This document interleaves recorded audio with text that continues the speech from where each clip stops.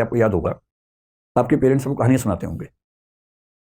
आपकी पीढ़ी तो नहीं सुना पा रही है, जब आप पेरेंट्स बनेंगे तो कहानियां शायद नहीं सुना पाएंगे, क्योंकि बच्चा सुनना भी नहीं चाहिए, वो कहेगा आप चुप रहो, मैं टीवी में देख लूंगा, डोरेमोन आ रहा है मैं उसकी कहानी सुन लूंगा, और शिनचैन आ रहा है मुझे उसमें ज्यादा रुचि है, अभी कहानी में कम रुचि है। लेकिन आज से एक दो पीढ़ी पहले तक सारे बच्चे कहानियां सुन सुन के बड़े हुए हैं, और पेरेंट्स की कोशिश क्या होती थी, कहानियों के माध्यम से बच्चों को नैतिक मूल्य सिखा दें। ये दुनिया के हर समाज में होता था। और बच्चे कई मुश्किल सवाल पूछ लेते हैं, उनका जवाब देने के लिए भी कल्पनाएं कर लेते हैं। जैसे मैं सोचता हूं कि ग्रीक समाज में किसी बच्चे ने पूछा होगा कि जैसे आप कहीं जंगल में जाके जोर से आवाज दें तो आवाज बार बार रिपीट होती है, बाद में एको होती है, तो बच्चे पूछते हैं कि ये आवाज कहां से आ रही है।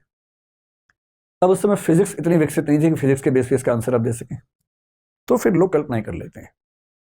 उन्होंने कल्पना कर ली कि ये जो आवाज है, इस आवाज के पीछे एक कहानी है बेटा, और वो जो कहानी है, वो कहानी ये कहानी है। तो क्या कहानी सुन लीजिए, फिर आपको पूरा अंदाजा हो जाएगा कि ये शब्द कहां से पैदा हो रहा है। एक बहुत प्रसिद्ध लेखक हुए हैं रोमन लिटरेचर में, ओविड नाम के, उनका एक महाकाव्य आपने नाम सुना होगा, मेटामॉर्फोसिस उसका महाकाव्य का नाम है, जो सीजर ऑगस्टस के समय में लिखा गया था, यानी कि ईस्वी पूर्व 27 से ईसा पश्चात 14 के बीच में कभी लिखा गया था, मतलब ईसा मसीह के दौर में लिखा गया था लगभग। उसमें जो भाग 3 है, उसमें कहानी आती है, ये वाली कहानी। क्या कहानी है? ग्रीक कहानी है, ग्रीस की, यूनान की कहानी है।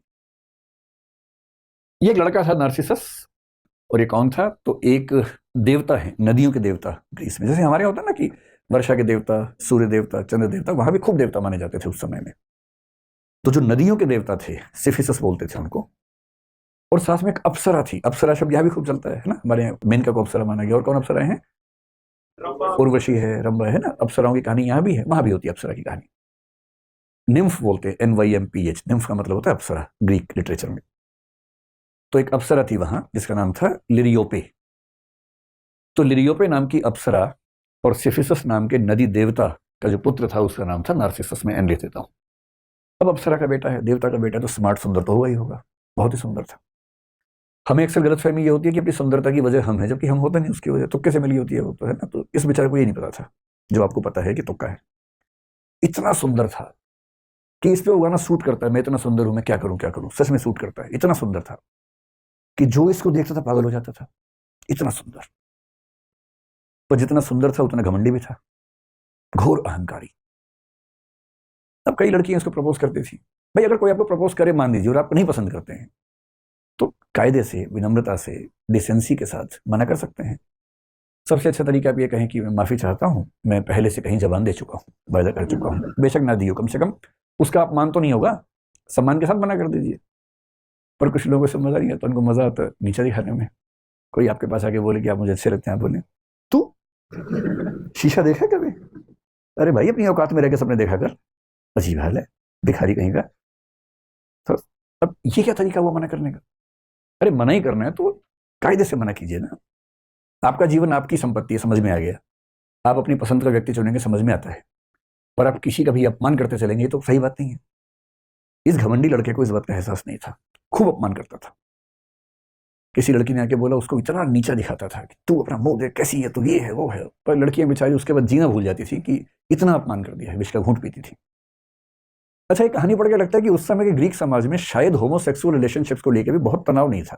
क्योंकि कहानी में ये भी आता है कि एक लड़का भी इस पे दीवाना हो गया था। वो लड़का बोला कि तलवार, मतलब वो आया उसके पास कि मैं आपके लिए जान दे सकता हूँ, मैं कुछ भी कर सकता हूँ, मैं चाहता हूँ आपके साथ जीना। तो उसने कहा जान दे सकता है तो जान दे दे। वो अवाक रह गया, तो उसने तलवार निकाल के दी कि ले जान दे दे भाई, तुम्हें शौक है तो। उसने सच में अपनी गर्दन काट दी, और मरने से पहले भगवान से प्रार्थना की कि इस आदमी को सबक सिखाना कि जितना नीचा दिखाता सब लोगों को। पर इसको एहसास था नहीं इस बात का। उसी समय एक और लड़की थी, वो लड़की एक अप्सरा थी बेसिकली, उसका नाम था एको, या इको कह लीजिए। खूब अच्छा बोलती थी, बहुत सुंदर थी। और एक देवी वीनस ने उसको एक बार कहा था कि तुम सबसे सुंदर अप्सराओं में से एक हो, बड़ी तारीफ की उसकी। बड़ी चंचल थी, खूब बोलने में शौकीन थी। एक बार इसने क्या किया कि देवताओं के एक देवता वहां बृहस्पति नाम के, जुपिटर जिनको हम बोलते हैं, जुपिटर के साथ एक खेल कर दिया। जुपिटर की पत्नी जूनो, उसको क्या कर दिया, आजकल की भाषा में क्या बोलेंगे उसको, वो जो सोशल मीडिया में दिखता है, प्रैंक, हाँ प्रैंक कर दिया, उसके साथ प्रैंक कर दिया। तो जूनो को गलत फहमी पैदा कर दी कि उसका पति बाजार गया हुआ है, जबकि वो गया नहीं हुआ था।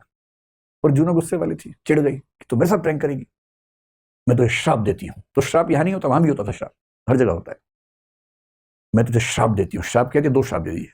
पहला, तू अपनी ओर से कोई भी वाक्य बोल ही नहीं पाएगी, और दूसरा, अगर किसी और ने कोई वाक्य बोला होगा तो तू केवल उस वाक्य के अंतिम कुछ शब्दों को ही दोहरा पाएगी। इको ऐसे ही होती है ना, तो पूरा इको की कहानी बना दी है। अब तू अपनी ओर से कोई नया वाक्य नहीं बोल सकती, और जो वाक्य बोला गया है उसके अंत के कुछ शब्दों को दोहरा सकती है, इतना ही बोलने का अधिकार तेरे पास है। उसके बाद से बेचारे सोचिए, इतनी सुंदर योग्य युवती थी और बेचारी बोल नहीं पाती है। खैर, जिंदगी जी रही थी किसी तरह से। एक दिन नार्सिसस अपने दोस्तों के साथ शिकार खेलता हुआ जंगल में गया, और जब जंगल में गया तो बाई चांस ऐसा हुआ कि अलग हो गया, इसके दोस्त कहीं चले गए, गुम हो गया। अब ये अकेला घूम रहे जंगल में, वहीं इको घूम रही थी। उसने इसको देखा, वो भी दीवानी हो गई इसकी, और अब पागल हो गई एकदम। इतना सुंदर था ये, वो भी अप्सरा है, कम नहीं है, ये तो अप्सरा का पुत्र है, देवता का पुत्र है। अब वो दीवानी बन बन के पीछे घूम रही है, सामने नहीं आ रही है भी। अच्छा, इसको एहसास हो रहा कोई है आसपास, पेड़ों की आवाज से, पत्तों की आवाज से। तो उसने कहा कौन है, उसने क्या कहा कौन है, क्योंकि बोल नहीं सकती। इसको लगा अजीब पहली कोई खेल रहा है मेरे साथ। फिर इसने कहा सामने आओ, उसने कहा सामने आओ। तब इसने कहा भाई इतना छुपने की जरूरत है, हमें एक दूसरे से बात करनी चाहिए। तो उसका जवाब आया बात करनी चाहिए। फिर थोड़ी देर के बाद वो सामने आ गई, और वो प्रेम में ऐसी दीवानी थी कि सीधे फिल्मी अंदाज से दौड़ी उसके पास गई गले मिलने के लिए। ऐसी दीवानी हो गई थी, क्योंकि उसको लग रहा था कि बात बढ़िया चल रही है। उस उम्मीद में भाग गई, और जैसी पास आई तो उसने यूं कहा रुको, दूर हो, ठीक ठीक। फिर बोला कि इससे पहले मैं मर जाना पसंद करूंगा बजाय ये कि तुम मेरे शरीर का आनंद लो। वो बेचारी इको क्या बोली, तुम मेरे शरीर का आनंद लो। बात और बिगड़ गई इससे। और ये वाक्य जैसे उसके मुंह से निकला, उसको खुद इतनी शर्मिंदगी हुई अपने ऊपर, रोती हुई खून के आंसू रोती वहां से भागी, और इसे धिक्कार के भगा दिया। उसका स्पर्निंग बोलते हैं अंग्रेजी में, धिक्कार करके भगा दिया कि अपनी औकात देख, अपना मुंह देख। जब वो रोती हुई गई तो उसकी सहेलियां जो थी अप्सराएं, वो चली गई एक देवी के पास। नेमेसिस नाम था उन देवी का। ग्रीक लिटरेचर में नेमेसिस का मतलब है रिवेंज की देवी, प्रतिशोध की देवी। प्रतिशोध की भी एक देवी है उनके यहाँ। इस सहेलियां गई, उनका कि देखो ये जो लड़का है ना बहुत बदतमीज है, इसने हमारी सहेली का दिल दुखाया है, पहले कितने लोगों का दिल दुखा चुका है, कितने लोग तो बेचारे जान दे चुके हैं इस चक्कर में, आप प्रतिशोध लो इससे। तो देवी ने कहा अच्छा ठीक है, इसका अकाउंट शुरू करते हैं। और फिर एक दिन ये फिर से शिकार करने गया, तो देवी ने एक जाल बुना इसके लिए, नेमेसिस ने। और इसको प्यास लगी बहुत जोर से। पानी ढूंढते ढूंढते जब आगे बढ़ा, वहां एक पूल था, तालाब समझ लीजिए, सुंदर सा तालाब था। पर तालाब इस तरह से बना हुआ था कि उसमें कुछ कदम रखे, मतलब तालाब समझ लीजिए कि इस तरह का तालाब था। ये संभव नहीं था कि अब इसमें 2 कदम चले जाएं, बहुत गहरा तालाब था। तो यहां लेट के फिर पानी निकालने की स्थिति थी, ऐसे करके।